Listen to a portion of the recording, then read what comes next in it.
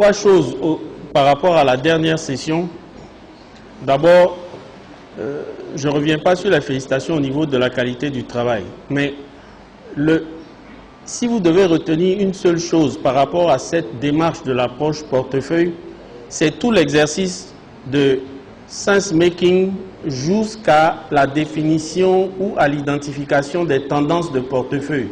Le collègue a bien dit, tendance de portefeuille, à partir des 4 domaines que nous avons au niveau de notre CPD, transcrit en 2 piliers programmatiques sur la base de nos expériences en termes de ressources qui ont été administrées. Et ils ont fait le breakdown de ces ressources-là.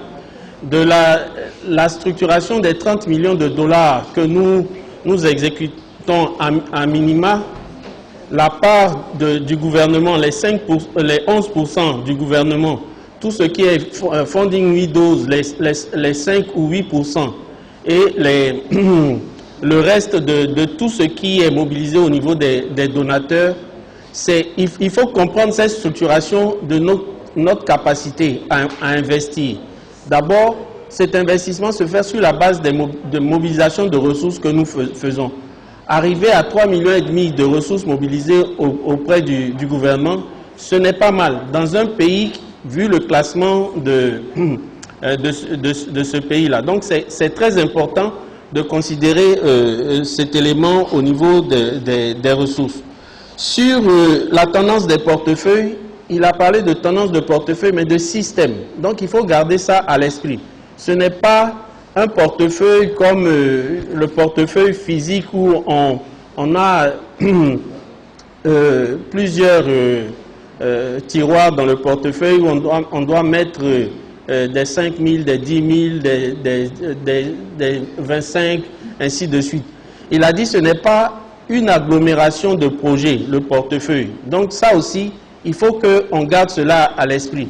Et c'est ce qui va nous emmener à bien internaliser les 4 défis étendus au 5e que Fatih a suggéré dans sa transversalité au niveau de la masse critique de notre potentiel de production, qui est la ressource humaine. Donc, ressources humaines qui va vers une tendance de rajeunissement, ce qui est important, ce qui permet donc d'avoir de notre quadrilatère des 4 défis qu'il a indiqués. Le premier défi que nous avons, c'est notre nouveau CPD, c'est la présence d'une nouvelle RR, même si c'est une ancienne nouvelle. L'approche portefeuille qui est aussi une nouveauté, et la question de l'outil principal de travail, le quantum. Si vous mettez tout ça dans un schéma graphique, vous avez un quadrilatère. Mais ce quadrilatère-là, il va prendre un sens. Tout en restant quadrilatère, il devient un trapèze. Quand vous mettez la dimension ressources humaines dedans, ça va étirer une des bases de ce quadrilatère-là pour en faire un trapèze.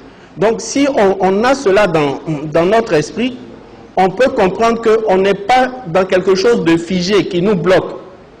Entre l'identification des défis, qu'ils soient opérationnels ou programmatiques, mais on est dans une réflexion continue. Et c'est ce que Nafissa, dans sa présentation, a dit. On est dans un exercice de co-création continue. Pour s'inscrire dans ce continuum de co-création, nous avons l'obligation non seulement d'adhérer à la dynamique telle qu'elle a été impulsée, parce qu'on n'a pas le choix, c'est une obligation. Et j'aime bien parce que les collègues, ils lisent beaucoup. Et ça a été un des motos que Amadou a indiqué. Et ils sont en contact avec État tout le temps. Tous les vendredis à 17 h, ils ont une réunion entre eux pour continuer à mûrir cette réflexion-là.